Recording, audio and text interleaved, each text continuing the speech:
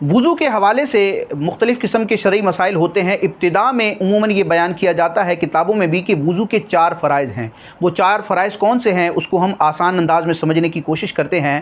पहला फ़र्ज़ है चेहरा धोना, और चेहरे की तारीफ़ जो बयान की गई है, इंसान के पेशानी के ऊपर से जहाँ से बाल उगना शुरू होते हैं वहाँ से लेकर ठोड़ी के नीचे तक और एक कान की लौ से दूसरे कान की लौ तक, ये जितना हिस्सा होता है इसको चेहरा कहा जाता है और इसका धोना ये वुज़ू में पहला फ़र्ज़ है। दूसरा फ़र्ज़ है दोनों हाथ कोहनियों समेत धोना, यानी बाजू और कलाई के दरमियान जो जोड़ होता है इसको कोहनी कहा जाता है।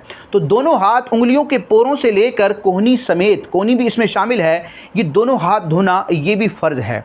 और तीसरा फ़र्ज़ है चौथाई सर का मसा करना, यानी पूरे सर के अगर 4 हिस्से फ़र्ज़ किए जाएं तो उनमें से जो एक हिस्सा होता है उसको चौथाई सर कहा जाता है। तो चौथाई सर का मसा करना ये फ़र्ज़ है।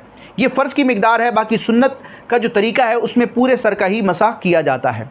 और चौथा फ़र्ज़ है दोनों पाँव टखनों या गिट्टों समेत धोना, यानी पाँव के ऊपर और पिंडली से नीचे एक उभरी हुई हड्डी होती है उसको गिट्टा या उसको टखना कहा जाता है।